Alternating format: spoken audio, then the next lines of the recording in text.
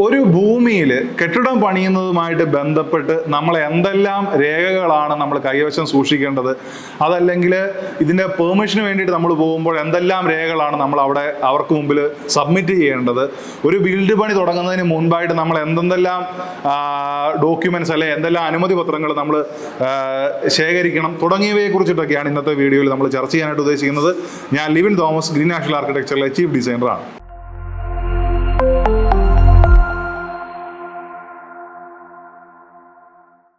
ഇതിൽ ഒന്നാമതായിട്ട് നമുക്ക് വേണ്ടുന്ന ഒരു ഡോക്യുമെൻ്റ് എന്ന് പറയുന്നത് നമ്മുടെ ആധാരമാണ്. അതായത് നമ്മളുടെ ഭൂമി സംബന്ധിക്കുന്ന ഡീഡ്. അപ്പോൾ ഈ ആധാരത്തിൻ്റെ ഒറിജിനൽ നമ്മൾ പഞ്ചായത്തിൽ നമ്മൾ ബിൽഡിംഗ് പെർമിറ്റ് അപേക്ഷിക്കുന്ന സമയത്ത് അവിടുത്തെ ഉദ്യോഗസ്ഥൻ്റെ സമക്ഷം കാണിക്കണമെന്നുള്ളതാണ് നിയമം. അതുപോലെ തന്നെ അതിൻ്റെ ഒരു കോപ്പി നമ്മൾ അവിടെ കൊടുക്കുകയും ചെയ്യണം. ഇനി ഇൻ കേസ് നമുക്ക് ഒറിജിനൽ ഡോക്യുമെൻ്റ്, ഒറിജിനൽ ആധാരം നമ്മുടെ കയ്യിലില്ല, അതുപോലെ ബാങ്കിലോ അങ്ങനെ എന്തെങ്കിലുമൊക്കെ ആണ് എന്നുണ്ട് എങ്കിൽ തന്നെ ഈ ബാങ്കിൽ നിന്ന് നമ്മൾ അതിൻ്റെ ഒരു അറ്റസ്റ്റഡ് കോപ്പി മേടിച്ചതിന് ശേഷം ഈ അറ്റസ്റ്റഡ് ആയിട്ടുള്ള കോപ്പിയാണ് നമ്മൾ സബ്മിറ്റ് ചെയ്യേണ്ടത്. അപ്പോൾ ആധാരമാണ് നമുക്ക് ഒന്നാമതായിട്ട് വേണ്ടുന്ന ഒരു ഡോക്യുമെൻ്റ്. ഇനി ഇതുപോലെ തന്നെ അടുത്തതായിട്ട് നമുക്ക് വേണ്ടുന്ന ഡോക്യുമെൻ്റാണ് നമ്മുടെ കരമടച്ച രസീത്. അതായത് നമ്മൾ അപേക്ഷ സമർപ്പിക്കുന്ന ഫിനാൻഷ്യൽ ഇയർ ഏതാണോ അതത് വർഷത്തെ കരമൊടുക്കിയ രസീത് നമ്മൾ ഈ പറയുന്ന ബിൽഡിങ്ങിൻ്റെ പെർമിറ്റിന് നമ്മൾ അപേക്ഷിക്കുന്നതിനോടൊപ്പം നമ്മൾ സബ്മിറ്റ് ചെയ്യേണ്ട രണ്ടാമത്തെ രേഖയാണ്. അതുപോലെ തന്നെ നമ്മുടെ ഏതാണോ നമ്മുടെ വില്ലേജ്, ആ വില്ലേജിൽ നിന്നും ഈ ഭൂമിയുടെ കൈവശാവകാശ സർട്ടിഫിക്കറ്റ് എന്ന് പറയുന്ന സർട്ടിഫിക്കറ്റ്, ഇത് യൂഷ്വലി ഇപ്പോൾ നമ്മുടെ നാട്ടിൽ ഓൺലൈനായിട്ടാണ് നമുക്ക് ലഭിക്കുക. അപ്പം നമ്മുടെ അടുത്തുള്ള ഒരു അക്ഷയ സെൻറ്ററിലെല്ലാം പോയി നമ്മൾ അപേക്ഷിച്ച് കഴിഞ്ഞിട്ടുണ്ട്, ഓൺലൈനായിട്ട് നമുക്ക് ഈ രേഖ നമുക്ക് കിട്ടും. അപ്പം ഈ ഭൂമിയുടെ കൈവശാവകാശം തെളിയിക്കുന്ന ഒരു സർട്ടിഫിക്കറ്റ്, അതുപോലെ തന്നെ ഈ വില്ലേജിൽ നിന്നും അവിടുത്തെ ഒരു ഓവർസിയറോ അല്ലെങ്കിൽ അവിടുത്തെ ഒരു ഉദ്യോഗസ്ഥൻ നമ്മുടെ പ്ലോട്ട് വിസിറ്റ് ചെയ്തതിന് ശേഷം നമുക്ക് തരുന്ന ഇതിൻ്റെ location sketch and site plan എന്ന് പറയുന്ന രണ്ട് രേഖകൾ. അപ്പോൾ ഈ ലൊക്കേഷൻ സ്കെച്ച് ആൻഡ് സൈറ്റ് പ്ലാനിലാണ് ഈ ഭൂമിയുടെ അതിരുകളിൽ ഏതൊക്കെയാണ്, ആരൊക്കെയാണ് ഭൂമി സ്വന്തമായിട്ട് വെക്കുന്നതിന് മുമ്പിലുള്ള വഴിയുടെ ഘടന, അല്ലെങ്കിൽ അത് ഏത് കാറ്റഗറിയിൽ പെടുന്ന വഴിയാണ് തുടങ്ങിയ കാര്യങ്ങളൊക്കെ രേഖപ്പെടുത്തുന്ന ഒരു ഡോക്യുമെൻ്റാണ് ഈ location sketch and site plan എന്ന് പറയുന്നത്. അപ്പോൾ ഇത് നമ്മൾ വില്ലേജിൽ അപേക്ഷ സമർപ്പിച്ച് വില്ലേജിൽ നിന്ന് നേരിട്ട് കളക്ട് ചെയ്യേണ്ടതാണ്. മെയിനായിട്ട് ഈ 4 ഡോക്യുമെൻറ്റുകളാണ് നമുക്ക് വേണ്ടി വരിക. അപ്പോൾ യൂഷ്വലി നമ്മുടെ നാട്ടിലെ പഞ്ചായത്തുകളിലേക്കൊക്കെ ഈ 4 ഡോക്യുമെൻറ്റ്സ് കൊടുത്താൽ മതിയാവും. ഈ നമ്മുടെ മുനിസിപ്പാലിറ്റി പോലത്തെ സ്ഥലങ്ങളിലേക്ക് നമ്മൾ അപേക്ഷയുമായിട്ട് ചെല്ലുമ്പോൾ അവിടെ BTR എന്ന് പറയുന്ന ഒരു രേഖയും കൂടെ അവർ ആവശ്യപ്പെടാറുണ്ട്. അത് നമ്മൾക്ക് ഈ പറയുന്ന പോലെ വില്ലേജിൽ നിന്ന് കളക്ട് ചെയ്യാവുന്നതാണ്. മെയിനായിട്ടും ഈ പറഞ്ഞ 5 കാര്യങ്ങളാണ് നമ്മൾക്ക് ഒരു പെർമിറ്റിന് അപേക്ഷിക്കുന്ന സമയത്ത് നമുക്ക് വേണ്ടി വരുന്നത്. ഇത് കൂടാണ്ട് തന്നെ ചില പെർട്ടിക്കുലർ ആയിട്ടുള്ള സാഹചര്യങ്ങളിൽ, അതായത് നമ്മളുടെ ഭൂമി നമ്മുടെ കൈവശാവകാശ സർട്ടിഫിക്കറ്റിലോ അല്ലെങ്കിൽ നമ്മുടെ കരമടച്ച രസീതിലോ നമുക്ക് നോക്കി അറിയാം ഈ ഭൂമി നിലമായിട്ടാണ് രേഖപ്പെടുത്തിയിട്ടുണ്ടെങ്കിൽ ഈ നിലം എന്ന് പറയുക അഥവാ വെറ്റ്ലാൻഡ് എന്ന് പറയുന്ന സ്ഥലത്ത് കൺസ്ട്രക്ഷൻ നമ്മുടെ നാട്ടിൽ നിയമപരമായിട്ട് അനുവദനീയമല്ല. പക്ഷേ വീട് വെക്കുന്ന ആവശ്യത്തിലേക്ക് വേണ്ടിയിട്ടും അതുപോലെ ചില സാഹചര്യങ്ങളിലൊക്കെ ഇപ്പം ആ ഒരു ഭൂമി വേറെ കൃഷി പോലത്തെ പർപ്പസുകളിലേക്ക് ഉപയോഗിക്കുക എന്ന് പറയുന്നത് ഭാവിയിലേക്ക് നടപടിയാവുന്ന കാര്യമല്ല എന്ന് നമുക്ക് ഒരു കൃഷി ഓഫീസറുടെ കയ്യിൽ നിന്ന് സർട്ടിഫിക്കേഷനൊക്കെ ചെയ്ത് വാങ്ങിയതിന് ശേഷം ഈ ഭൂമിനെ വേണം നമുക്ക് കൺവേർട്ട് ചെയ്ത് ഇതിനെ കരഭൂമിയായിട്ട് മാറ്റാനായിട്ടുള്ളൊരു ഓപ്ഷൻ ഉണ്ട്. അപ്പോൾ അങ്ങനെ നമ്മൾ ഗവൺമെൻറ്റിലേക്ക് പൈസയൊക്കെ അടച്ചതിനെ കൺവേർട്ടഡ് ആയിട്ടുള്ള ഒരു ലാൻഡാക്കി നമ്മൾ മാറ്റിയിട്ടുണ്ടെങ്കിൽ ഇത് കൺവേർട്ടഡ് ആയിട്ട് ഇത് കരഭൂമി ആക്കിയിട്ടുണ്ട് എന്ന് പറയുന്ന ഡോക്യുമെൻറ്റുകളൂടെ നമ്മൾ ഈ പറയുന്ന അപേക്ഷയോടൊപ്പം നമ്മൾ സമർപ്പിക്കേണ്ടതായിട്ടുണ്ട്.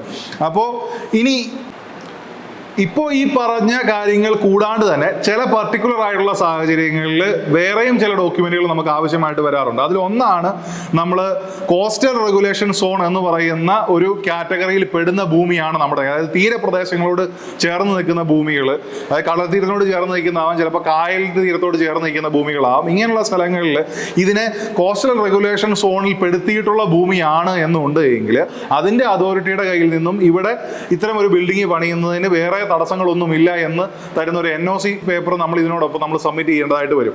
ഇതുപോലെ തന്നെയാണ് ചില ഒക്കേഷനുകളിലൊക്കെ ഇപ്പം കേന്ദ്ര സർക്കാരിൻ്റെയൊക്കെ ചില സ്ഥാപനങ്ങൾ, അതുപോലെ തന്നെ ചിലപ്പം ആർമിയുടെ ചില ഫെസിലിറ്റീസ്, ഇനി അതല്ല എന്നുണ്ടെങ്കിൽ കോസ്റ്റ് ഗാർഡ്, നേവി, അതുപോലെ തന്നെ അതുമായിട്ട് ബന്ധപ്പെട്ട അതായത് കോൺഫിഡൻഷ്യൽ ആയിട്ടുള്ള കാര്യങ്ങൾ, എയർപോർട്ട് മുതലായ എന്തെങ്കിലുമൊക്കെ കാര്യങ്ങൾ നമ്മളുടെ ഈ വീട് വെക്കാനുള്ള ബിൽഡിംഗ് പണിയാൻ ഉദ്ദേശിക്കുന്ന ഭൂമിയുമായിട്ട് ബന്ധപ്പെട്ട് അതിൻ്റെ റെഗുലേറ്റർ സോണിനുള്ളിലാണ് ഈ ഭൂമി വരുന്നതെന്നുണ്ടെങ്കിൽ അതാത് അതോറിറ്റിയുടെ കയ്യിൽ നിന്നും നമ്മൾ NOC പേപ്പർ വാങ്ങി നമ്മൾ സബ്മിറ്റ് ചെയ്യേണ്ടതായിട്ട് വരും.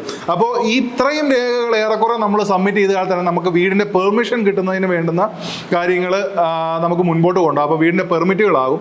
ഇനി ഈ സമയത്ത് ഇതുപോലെ തന്നെ നമ്മൾ ഈ വീടിൻ്റെ പെർമിറ്റ് കൂടാണ്ട് തന്നെ ചില സമയത്ത് ചില പർട്ടിക്കുലർ ആയിട്ടുള്ള വേറെ കുറച്ച് ഡോക്യുമെൻറ്റുകൾ നമ്മൾ ചിലപ്പം കളക്ട് ചെയ്യേണ്ടതായിട്ട് വരും. അതിൽ ഒന്നാണ് നമ്മൾ വീടിൻ്റെ മുൻപിൽ കൂടിയുള്ള വഴി ഏത് തരമാണെന്നുള്ളത്. ഇപ്പം മിക്കവാറും ഉള്ള സാഹചര്യത്തിലൊക്കെ മുൻപിലൂടെയുള്ള വഴി എന്ന് പറയുന്നത് പഞ്ചായത്തിൻ്റെ അല്ലെങ്കിൽ PWDയുടെ ഒക്കെ ഒരു റോഡായിരിക്കും. അപ്പോൾ സ്വാഭാവികമായിട്ട് അത് പബ്ലിക്കിന് എല്ലാവർക്കും ഉപയോഗിക്കാൻ പറ്റുന്ന ഒരു റോഡായിട്ടായിരിക്കും അതിനെ നോട്ടിഫൈ ചെയ്യുന്നത്. പക്ഷേ ചില കേസുകളിൽ ഇപ്പോൾ ഒരു ഉദാഹരണം പറഞ്ഞാൽ ഇപ്പോൾ ഒരു കനാൽ ഉണ്ടെന്ന് വിചാരിക്കുക. അപ്പോൾ കനാലിനോട് ചേർന്നിട്ടുള്ള ഒരു റോഡ് എന്ന് പറയുന്നത് ഒരു പക്ഷേ വാട്ടർ അതോറിറ്റി അല്ലെ കനാൽ ഡിപ്പാർട്ട്മെൻറ്റിൻ്റെ റോഡായിരിക്കും. അപ്പോൾ വാട്ടർ അതോറിറ്റിയുടെ റോഡുകൾ അതല്ലെങ്കിൽ കനാലിൻ്റെ ഡിപ്പാർട്ട്മെൻറ്റിൻ്റെ റോഡുകളൊക്കെ ആണെന്നുണ്ടെങ്കിൽ ആ റോഡ് പബ്ലിക്കിനെ ഉപയോഗിക്കാനായിട്ട് നമുക്ക് അതാത് റോഡ് ആരുടെ ഉടമസ്ഥതയിലുള്ളതാണ് അവരുടെ കയ്യിൽ നിന്ന് നമുക്കൊരു അനുമതി പെർമിറ്റ് ആയിട്ട് നമുക്ക് വാങ്ങേണ്ടതായിട്ടുണ്ട്.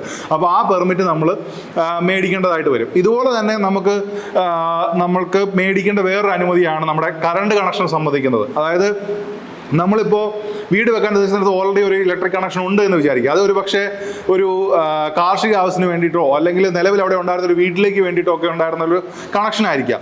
പക്ഷേ നമ്മളിവിടെ ഒരു കൺസ്ട്രക്ഷൻ പോലത്തെ ഒരു പരിപാടികൾ നമ്മൾ ചെയ്യുമ്പോഴത്തേക്കും അതിനെ നമ്മൾ കൊമേഴ്സ്യൽ ആയിട്ടുള്ള ഒരു സ്ലാബിലേക്ക് നമുക്ക് ഇതിന് ഇലക്ട്രിക് കണക്ഷനെ നമ്മൾ മാറ്റിയിടേണ്ടതായിട്ടുണ്ട്. അപ്പോൾ നമ്മൾ ഇലക്ട്രിസിറ്റി ഓഫീസിൽ പോയിട്ട് അപേക്ഷ കൊടുത്തിട്ട് നമ്മളുടെ ഈ ഇലക്ട്രിക് കണക്ഷനെ നമ്മൾ കൊമേഴ്സ്യൽ കണക്ഷനിലേക്ക് മാറ്റി, അതായത് ബിൽഡിംഗ് പണിയുന്ന ആവശ്യത്തിലേക്കുള്ള കൊമേഴ്സ്യൽ കണക്ഷനിലേക്ക് മാറ്റിയിട്ടതിന് ശേഷം മാത്രമേ നമ്മൾ അതിൽ നിന്ന് കറണ്ട് ഉപയോഗിക്കാൻ പാടുള്ളൂ. അതല്ലാതെ നമ്മളത് ഉപയോഗിച്ച് കഴിഞ്ഞാൽ പിന്നീട് കനത്ത പിഴയൊക്കെ നമുക്ക് വരാനുള്ള സാധ്യതയുണ്ട്. ഇതുപോലെ തന്നെയാണ് വാട്ടർ അതോറിറ്റിയുടെ വെള്ളത്തിൻ്റെ കണക്ഷൻ നമുക്കുണ്ടെങ്കിൽ, അതായത് നമ്മൾ ഈ കെട്ടിടം പണിയാനായിട്ട് ഉപയോഗിക്കുന്ന വെള്ളം എന്ന് പറയുന്നത് ഇപ്പോൾ നമുക്ക് കിണറില്ലാത്തൊരു സാഹചര്യം നമ്മളൊരു പക്ഷേ വാട്ടർ അതോറിറ്റിയുടെ ലൈനിൽ നിന്നുള്ള വെള്ളമൊക്കെയാണ് ഉപയോഗിക്കുന്നുണ്ടെങ്കിൽ അതിനൊക്കെ, കാരണം ഇത് കുടിവെള്ളമായിട്ട് ഉപയോഗപ്പെടുന്ന വെള്ളം നമ്മൾ മറ്റ് ആവശ്യങ്ങൾക്ക് ഉപയോഗിക്കുന്നുണ്ടെങ്കിൽ അതിന് നമ്മൾ മുൻകൂട്ടിയായിട്ട് അതിനുള്ള പൈസ അടച്ച് നമ്മൾ അവരിൽ നിന്ന് പെർമിഷനായിട്ട് നമ്മൾ വാങ്ങേണ്ടതാണ്. അപ്പം ഇത്തരം രേഖകളൊക്കെ കളക്ട് ചെയ്ത് വെച്ചിട്ട് നമ്മൾ വീട് പണി തുടങ്ങുന്നതാണ് നല്ലത്. അല്ല എന്നുണ്ടെങ്കിൽ പിന്നീട് നമ്മുടെ വീട് പണി പുരോഗമിക്കുന്നതിനിടയ്ക്ക് എപ്പോഴെങ്കിലും ഒക്കെ നമുക്ക് വേറെ എന്തെങ്കിലുമൊക്കെ ബുദ്ധിമുട്ടുകളായിട്ടൊക്കെ വരാൻ സാധ്യതയുണ്ട്. തന്നെയല്ല കനത്ത പിഴയൊക്കെ നമുക്ക് പിന്നീട് അങ്ങോട്ട് നമ്മൾ കടക്കേണ്ടതായിട്ട് വന്നേക്കാം. ഇതുപോലെ തന്നെ ചില കേസുകളിൽ ഉണ്ടാവാൻ സാധ്യതയുള്ളൊരു കാര്യമാണ് സെറ്റ് ബാക്ക് സംബന്ധിക്കുന്ന ഇഷ്യൂസ്. അതായത് ഇപ്പോൾ നമ്മൾ ഒരു വീട്ടിൽ നമ്മളൊരു പ്ലോട്ടിൽ കെട്ടിടം പണിയുമ്പോൾ ഒരു പക്ഷേ നമ്മൾ ഗവൺമെൻറ് നിഷ്കർഷിക്കുന്ന ചില സെറ്റ് ബാക്കുകളുണ്ട്. അതായത് ഇത്ര മീറ്റർ ബൗണ്ടറിയിൽ നിന്ന് വിടണം എന്നുള്ളത്. പക്ഷേ ഇത് നമുക്ക് ചില തൊട്ട് അയൽപ്പക്കത്തുള്ള ഒരു പ്ലോട്ടുകാർ ഉടമയുമായിട്ട് നമ്മൾക്കൊരു കരാറുണ്ട് എങ്കിൽ ആ പ്ലോട്ടിനോട് ചേർത്ത് നമുക്ക് ബിൽഡിംഗ് പണിയുന്നതിന് വേണമെന്നുണ്ടെങ്കിൽ നമുക്ക് പെർമിഷൻ കിട്ടും. അതുപോലെ തന്നെ ഇപ്പോൾ നമുക്ക് മണ്ണ് കട്ട് ചെയ്ത് താത്തിയിട്ട് വേണം നമ്മുടെ ബിൽഡിങ്ങിൻ്റെ കൺസ്ട്രക്ഷൻ തുടങ്ങാനുണ്ടെങ്കിൽ ബൗണ്ടറിയിൽ നിന്നും ഒരു നിശ്ചിത ദൂരം വിട്ടു മാത്രമേ നമുക്ക് മണ്ണ് കട്ട് ചെയ്യാനുള്ള പെർമിറ്റ് നമുക്ക് ലഭിക്കത്തുള്ളൂ. അപ്പോൾ പക്ഷേ നമുക്ക് ഇൻ കേസ് ബിൽഡിംഗ് പണിയുന്ന ആവശ്യമായിട്ട് നമുക്ക് ബൗണ്ടറിയോട് ചേർത്ത് മണ്ണ് കട്ട് ചെയ്ത് ഇറക്കണമെന്നുണ്ടെങ്കിൽ ആ തൊട്ട് അഡ്ജസ്റ്റൻ്റ് ആയിട്ട് വരുന്ന പ്ലോട്ട് ആരുടെയാണോ ആ ആളുടെ കയ്യിൽ നിന്ന് നമ്മളൊരു ലെറ്റർ, അതായത് സമ്മതപത്രം, അങ്ങോട്ടും ഇങ്ങോട്ടും മ്യൂച്വലായിട്ട് ബിൽഡിംഗ് ചേർത്ത് വെക്കാനുള്ള ഒരു സമ്മതപത്രം എഴുതിയിട്ട് ഈ സമ്മതപത്രവും നമ്മൾ നമ്മുടെ ബിൽഡിംഗ് പെർമിറ്റിനോടൊപ്പം തന്നെ നമ്മൾ സബ്മിറ്റ് ചെയ്ത് പെർമിഷനോടൊപ്പം കാണിക്കേണ്ടതാണ്. അല്ല എന്നുണ്ടെങ്കിൽ നമുക്ക് പെർമിഷൻ കിട്ടാനായിട്ടുള്ള ചിലപ്പം ബുദ്ധിമുട്ട് വന്നേക്കാം. അപ്പം ഈ മുൻപ് ഞാനിപ്പോൾ ഈ പറഞ്ഞ ഇത്രയും കാര്യങ്ങളാണ് ഒരു വീട് വെക്കുന്നതുമായിട്ട് അല്ലെങ്കിൽ ഒരു കെട്ടിടം പണിയുന്നതുമായിട്ട് ബന്ധപ്പെട്ട് നമുക്ക് ഡോക്യുമെൻറ്റ്സ് ആയിട്ട് വേണ്ടി വരിക. അപ്പോൾ ഇന്ന് ഞങ്ങൾ ഈ വീഡിയോയിലൂടെ പറഞ്ഞ കാര്യങ്ങൾ നിങ്ങൾക്ക് ഉപകാരപ്പെടുത്തു എന്ന് തന്നെ വിശ്വസിക്കുന്നു. മറ്റൊരു വീഡിയോ ആയിട്ട് നമുക്ക് വീണ്ടും കാണാം. നന്ദി.